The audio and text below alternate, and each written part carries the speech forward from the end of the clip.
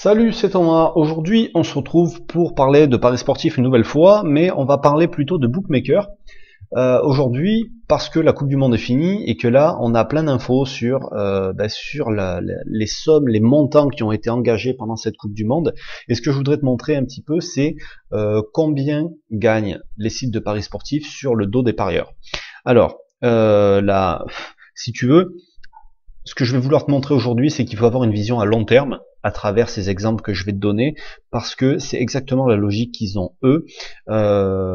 Pourquoi je te dis ça? Parce que je suis tombé sur 3 articles différents sur le même site, Europe 1, là. Donc tu vois, Coupe du Monde, les paris sportifs, un marché en plein boom, dans lequel on t'explique, alors je vais pas te lire l'article, mais qu'ils comptent sur la Coupe du Monde, qu'ils ont investi massivement pour récupérer, ils espèrent récupérer 500 000 nouveaux parieurs au niveau des sites de paris. Et donc, évidemment, 500 000 nouveaux parieurs, ça va leur apporter de l'argent. Sinon, si les bookmakers ne gagnaient pas d'argent, ils fermeraient boutique, donc on serait pas là pour, on pourrait pas parier. Mais ils comptaient sur la Coupe du Monde pour se gaver, et c'est ce qui s'est passé. Voilà, la Coupe du Monde a généré un record de 690 millions de mises en France.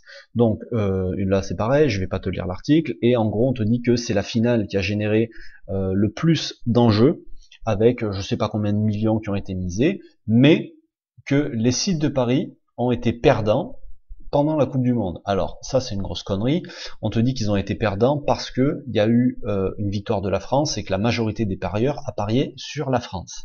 Et que finalement c'est pas très grave, parce que malgré cette petite perte à court terme, ils ont réussi à avoir de nouveaux parieurs. Ils avaient un objectif de 500 000, ils ont eu environ 400 000 nouveaux parieurs pour la Coupe du Monde.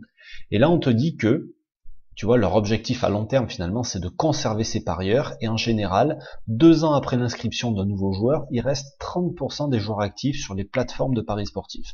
Donc pour eux, ils ont peut-être perdu de l'argent sur cette rencontre-là, mais à long terme, les joueurs qui vont rester vont leur rapporter de l'argent. Et alors, la question maintenant, c'est combien ça va leur rapporter? Et ben, cette réponse, tu l'as, et tu peux la trouver dans les rapports de l'Argel. Tous les trimestres, il y a un rapport qui sort. Là, j'ai trouvé le rapport du premier trimestre 2018, celui du deuxième trimestre, je pense qu'il n'est pas encore sorti au moment où j'enregistre la vidéo.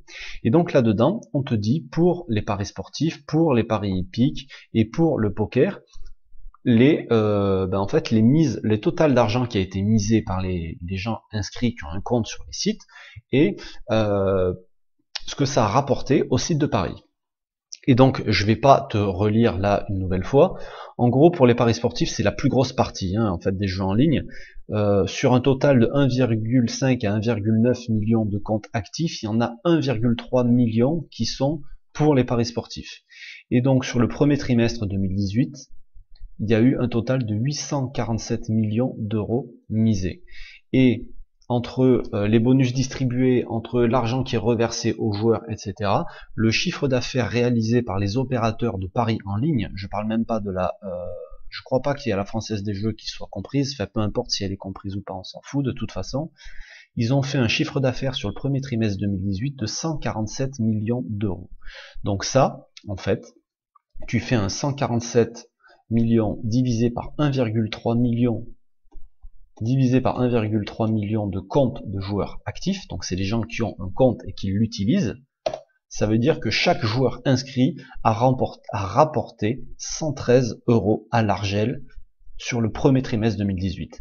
Donc ça peut te paraître pas beaucoup, mais ça veut dire que si toi tu as un compte chez Bwin, un compte chez Winamax, un compte chez TheBet, un compte chez Unibet, ça veut dire que tu as rapporté 5 fois 113 euros. D'accord? Alors peut-être pas toi, mais peut-être qu'un autre, il aura rapporté le double de toi. Peut-être que tu vois ce que je veux dire? Donc ça veut dire que les bookmakers, ils se gavent, ils en ont rien à foutre de perdre de l'argent sur une finale. Là, on veut presque nous faire pleurer parce qu'on nous dit qu'ils ont perdu de l'argent, parce que trop de monde a parié, parce que ci, parce que ça. Mais ils s'en battent le steak, les mecs. Ils ont récupéré 400 000 nouveaux joueurs. Ça veut dire que s'il en reste 30%, tu fais 400 000, on va dire, divisé par 3, ça veut dire qu'il y aura encore 133 000, pardon. Ça veut dire qu'il y aura encore 133 000 parieurs d'ici 2 ans, et que ces 133 000 parieurs, Si chacun te rapporte, rien que dans le prochain trimestre, les 113 euros du départ, ils auront gagné 1, 2, 3, ils auront gagné 15 millions d'euros déjà. Déjà, en un mois, rien qu'avec les nouveaux joueurs, ils auront déjà presque récupéré les 32 millions qu'ils ont perdus sur la finale de la Coupe du Monde. Donc ça veut dire que dans 3 mois, ils ont récupéré tout l'argent qu'ils ont perdu sur ce match-là. Donc tu comprends l'intérêt de la vision à long terme. C'est pas parce que tu perds à un moment donné, c'est pas parce que tu vas perdre un match, c'est pas parce que tu vas perdre pendant une semaine, c'est pas parce que tu vas perdre pendant un mois que tu vas pas gagner d'argent dans les paris. D'accord? Eux, ils ont une vision à long terme. Et comme dans tous les business, il faut voir loin. Tu peux pas, enfin, quand tu fais un business, normalement, tu es censé faire un business plan qui voit sur plusieurs années. Personne fait ça dans les paris sportifs parce que la majorité des parieurs, ceux qui perdent de l'argent, ceux qui leur permettent de gagner ce fric-là, ils n'ont pas de vision à long terme. Donc, c'est important de mettre ça en place dans tes paris parce que sinon, ce montant-là, il va continuer de grossir. Entre le premier trimestre 2017 et le premier trimestre 2018, le produit qu'ils ont fait, il a augmenté de 55%. C'est parce qu'il y a encore plus de gens qui font n'importe quoi qu'avant. Et là encore, ça tient même pas compte de la Coupe du Monde, parce que le deuxième trimestre, ça va être un truc de dingue. Enfin, le deuxième et peut-être le troisième, parce que le deuxième trimestre et le troisième, ça va être à cheval sur la Coupe du Monde. Donc, eux, ils se gavent à long terme. T'as moyen, toi aussi, de te gaver à long terme. Le truc, c'est qu'il faut pas que tu tires des conclusions trop rapides, ni dans le mauvais sens, ni dans le bon sens. C'est pas parce que tu perds pendant une semaine, c'est pas parce que tu gagnes pendant une semaine ou pendant un mois que tu es trop fort ou que tu es une merde dans les paris sportifs. Voilà. Il faut voir à long terme, voir loin.